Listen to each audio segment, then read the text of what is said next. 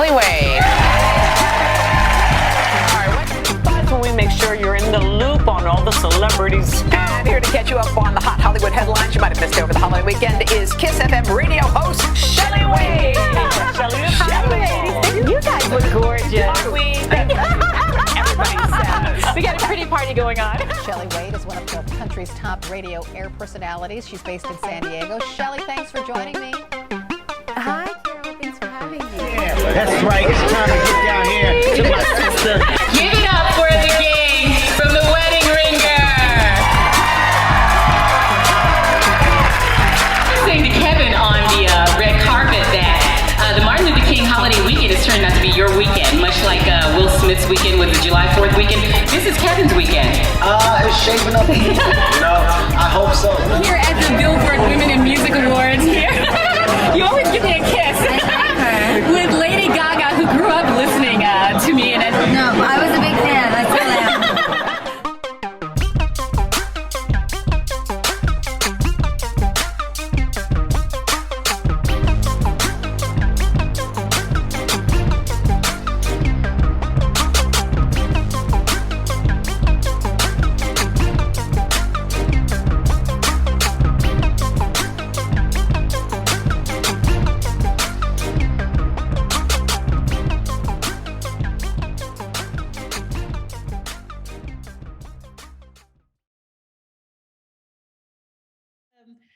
I feel like I feel like we already know each other because we've been tweeting each other. Yeah, I know. This is my first live interview, so I'm like, I just don't want to say the wrong thing because I've never done this. No, you know what? The cool thing about interviews for me is just the conversation. So just think of us as like girlfriends just talking on the phone. I mean, I don't really, and then you know what, Maya, I think the same thing whenever I tell someone who may be nervous, because I grew up singing as well. And every now and then someone will say to me, oh, I'm nervous about going on stage. But my whole thing is that most of the time, 9 times out of 10, people don't want to see you suck. Right? They don't want to be sitting in the audience checking out somebody who's sucky.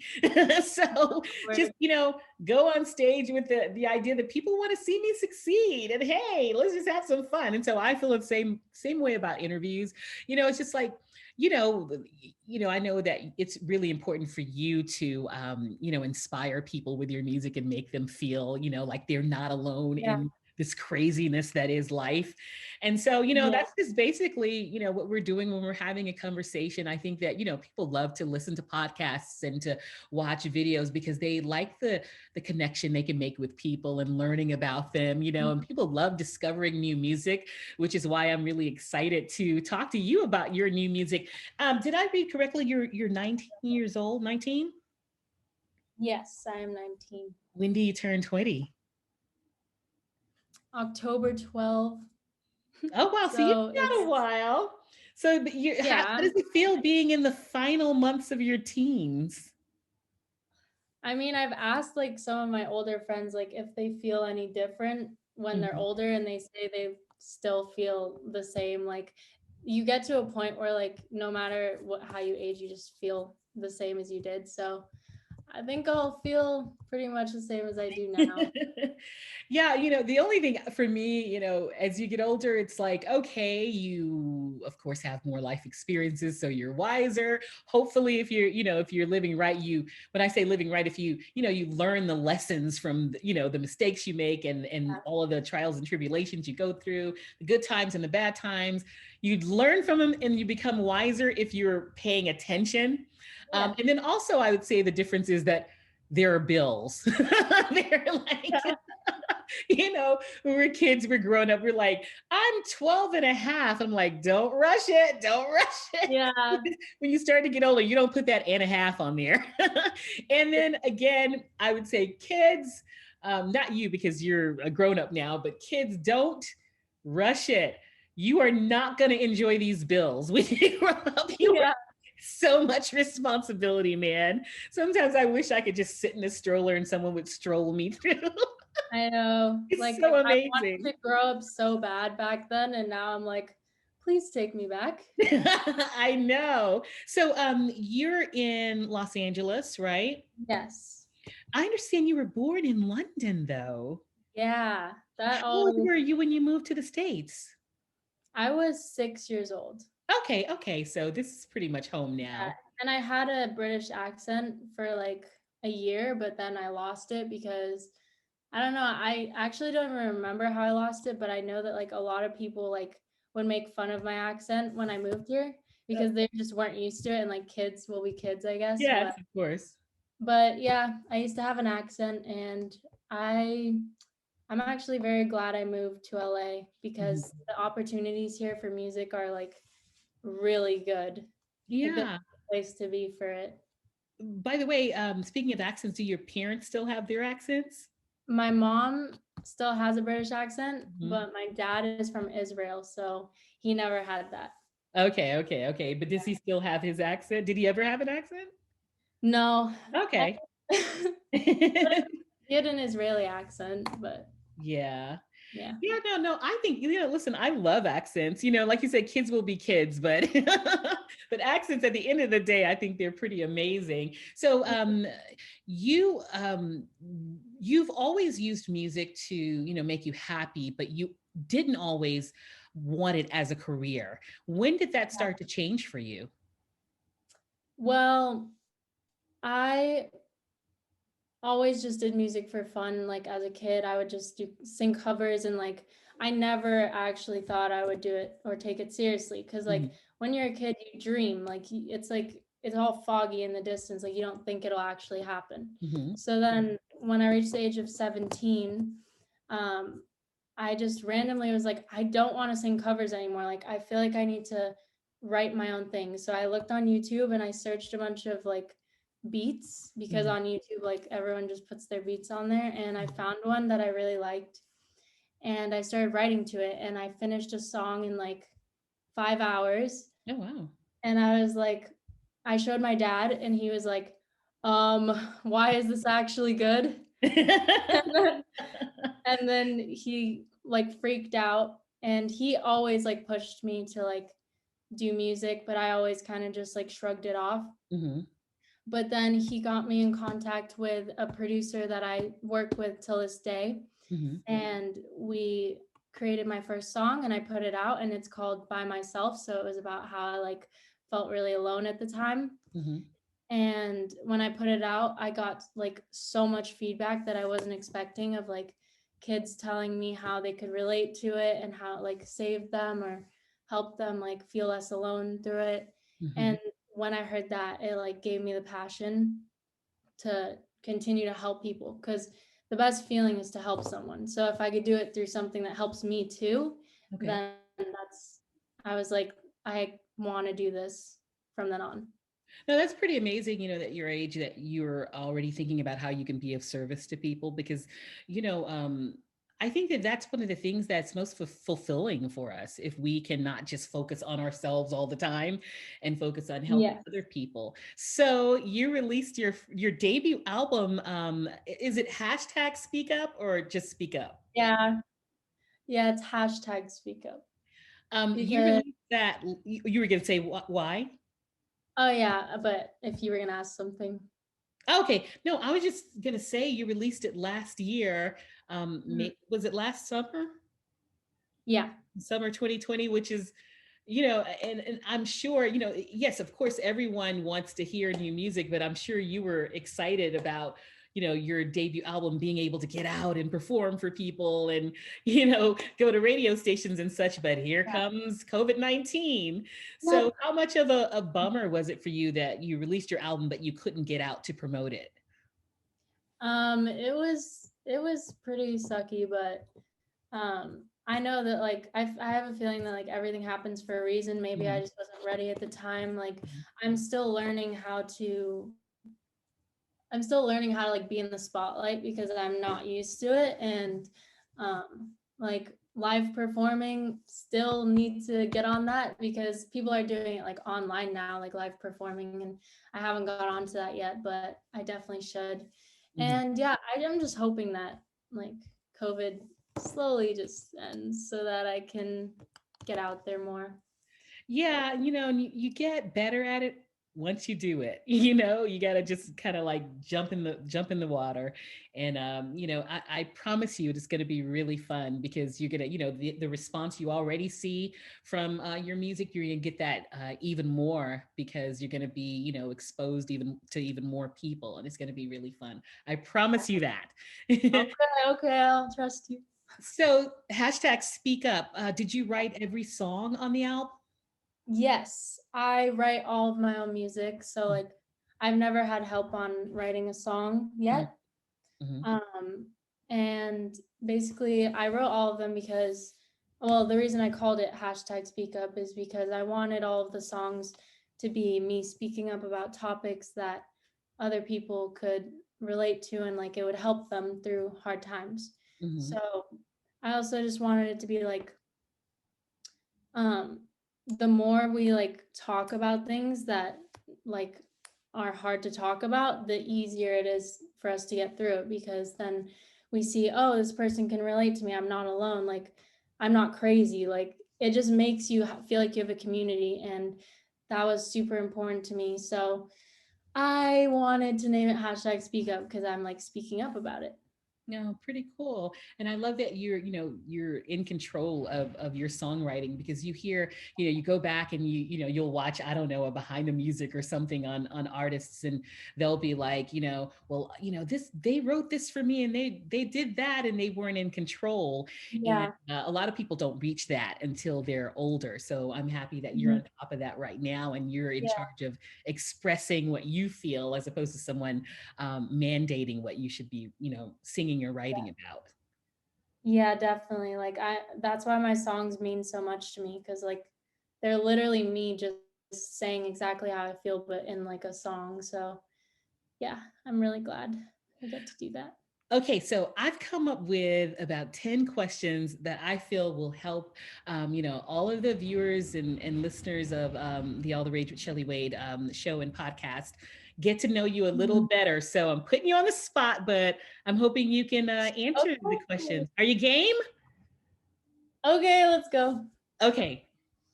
I promise they're not hardball. They're just you expressing yourself. Okay, number one, what was your favorite toy when you were a kid, Maya? Oh, Lord. What was it? Oh, actually I know what it was. It was this like piano and microphone thing. I feel like every like kid has that, but it was definitely that because I would always just like make up songs on that. And yeah, definitely that. Continuing the music theme, of course. And Yeah. number two, what did you want to be when you were growing up? Did you want to be, before you decided you wanted to be a singer, what were you thinking that you wanted to be? Again, every kid kind of goes through this phase, but I wanted to be a veterinarian because I loved animals. Really? Yeah. And like I still would do that if music wasn't my number one thing, but yeah, You veterinarian. have a favorite animal? Probably a dog because I've never had one and I really want one. Really? Maybe that's what your dad and your mom can get you in October when you turn 20. I mean, we literally have like 6 cats right now. Do you have a favorite? Well, you think the cats would allow the dog to come in and enter their territory? I don't think so. I don't Do you think have that'll work out. a favorite kind of dog that that's on your wish list? I like small little like chubby dogs. So Aw. like a French bulldog or a pug or something. Oh, super cute. Okay, so let's continue the questions. What's your favorite song of all time? Do you have one of those yet? Yeah, I do. What is it? Oh, Drake has been my favorite artist for like forever since I can remember. And so it's probably Drake's song Headlines. I don't know if you know that one. Yeah, I do. I'm a Drake fan, so I feel you. I think probably I have so many that I love. One of the things I love about Drake is that, especially now, I mean, it's commonplace now, but how people used to pick on rappers for singing, but Yeah. Drake, even though he's not the best singer, he's not terrible, but he's not the best. Like, he doesn't have your voice, right? But he sings his heart out, and I just love it. So my favorite songs are the ones where he's really singing. But I think right now my favorite Drake song, it's kind of a throwback, is Controller. I mean, it's not a huge throwback, but it's not a current. So that's probably my good one. Yeah, that was actually going to be my next question. Who's your favorite artist of all time? You already answered it. Yep. What's your favorite movie of all time? Oh gosh. I mean, like, I love any Adam Sandler movie because I just love comedies. And like, he always does like romantic comedies and like, that's so hard. Can I just say any Adam Sandler? Any Adam? Yeah, that's a great answer. Okay. What's your well? Maybe that was the answer. I was gonna say, what was your favorite actor of all time? Who's your favorite actor? Is it Adam Sandler? Probably. I'm just one step ahead. I know you keep pre-answering the questions. Yeah. What's your favorite sport? Oh, okay. See, I got this. Soccer. Because yeah, I've been doing soccer since I was like 5, and I was on like a bunch of club teams, and I was taking it pretty seriously. Like, that was another thing I was probably gonna pursue if music didn't come up. Okay. Do you have a favorite soccer player? Probably. Well, out of the girls, probably Alex Morgan, because I've been compared to her, so I just kind of looked up to her. Okay. And then out of the guys, Dad, who is your favorite out of the guys? Okay, my dad says Messi, so we're gonna go with Messi. Okay. And if you had a choice, what would be your last ever meal? Oh, probably anything from. That's hard because I really love sushi, but I also I'm known for like eating pasta every single day. So either sushi or pasta. Or maybe both. Yeah, come on, it's my last meal. Let me have both. All right, we're nearing the end. We're almost there. Okay. Number 9. What's the first thing you do when you wake up in the morning? I work out. So that's a nice healthy habit. Yes, but I need to work on my sleep schedule because I wake up at like 12 or 1 sometimes, a lot of the time. So I need to work on that. But yeah, I work out when I wake up now because it just like gets me motivated for everything else. What kind of workouts do you do? Do you know Chloe Ting? No. Oh, she's like a YouTuber who like is pretty popular for helping people like in transformation. So I use her workouts and she's really good at it. So okay, I'll check her out. And finally, Maia, what's the last thing you do before you go to bed? Last thing I do, probably I either write music because I get like really creative at nighttime, or I like just I just go on my phone and get addicted to TikTok. Go down the TikTok rabbit hole. Well, Yes. you pass with flying colors. So, we're gonna take us out of here with your latest song, which is called Too Nice, which I really related to. Tell everybody what Too Nice is about. Okay, so Too Nice is, I wrote it when I was extremely mad at a bunch of people, and they were just taking my me being nice to them for granted, and I was just getting really annoyed. So I was like, I'm just gonna write down how I feel, and then it's basically just like taking your power back over people who took you for granted. So yeah, people tend to take nice people for granted, and they tend to think that they can run you over just because you're nice. But the thing is, just because you're nice doesn't mean that you're weak. Yep. Hey, tell your dad to come in the camera and wave at us. Go in the camera and wave at us. Hi, Dad. Hello. He was talking to you, so I figured we'd say hi to you. Yeah, sitting in the corner, enjoying myself. Okay, Maya, we're gonna like I said, we're gonna close it out with your new song. Again, the album is called hashtag Speak Up. It's out now. Check it. Oh, by the way, tell everybody where they can find you on social media. Oh, on Instagram, like, do you want me to say my handle? Yeah. Okay, I need to change my handle to my name. But anyways, Oh, it's not Maya? Okay. yeah, on Instagram it's _Maya. And then on every other social media, if you just look up Maia Zakay, then you can find me. Okay, very cool. All right, introduce your song as we close out the interview. And thank you so much for joining me. I appreciate you. And I just see your career skyrocketing. Thank you so much. It was really an honor to be interviewed by you. Yeah, so introduce the song. Okay. Maya's new at this, but I'm telling you, you're gonna be a pro at it. All right, I got this. Okay, I'm Maia Zakay, and you're about to listen to my song, Too Nice.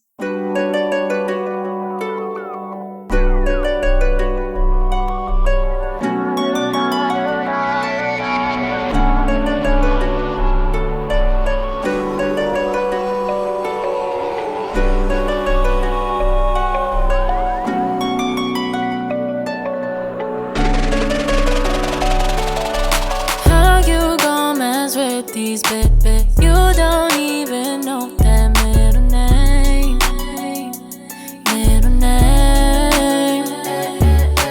Cut me so deep, stitches can't fix what you did, and yet I'm the one to blame. Red light, stopping at that red light. You lie, how you feeling, sleep at night. I'm so angry, man, I'm tired of being nice. I'm so tired of being nice. Red light, I'm stopping at a red light. You lie, how you feeling, sleep at night. I'm so angry, man, I'm tired of being nice. I'm so tired of being nice. I'm too nice, I'm too nice to you. I'm too nice, I'm too nice to you. Yeah, you right, I'm too nice to you. Baby, how I feel if I don't hold back the truth. I'm too nice, I'm too nice to you. I'm too nice, I'm too nice to you. Yeah, you're right, I'm too nice to you. Baby, how I feel if I don't hold back the truth. And I'm swerving with no roof. What's that shining on my tooth? Got me screaming in a booth. Tears pouring, but I'm waterproof. And I'm swerving with no roof. What's that shining on my tooth? Got me screaming in a booth. Tears pouring, but I'm waterproof. I'm too nice, I'm too nice to you. I'm too nice, I'm too nice to you. Yeah,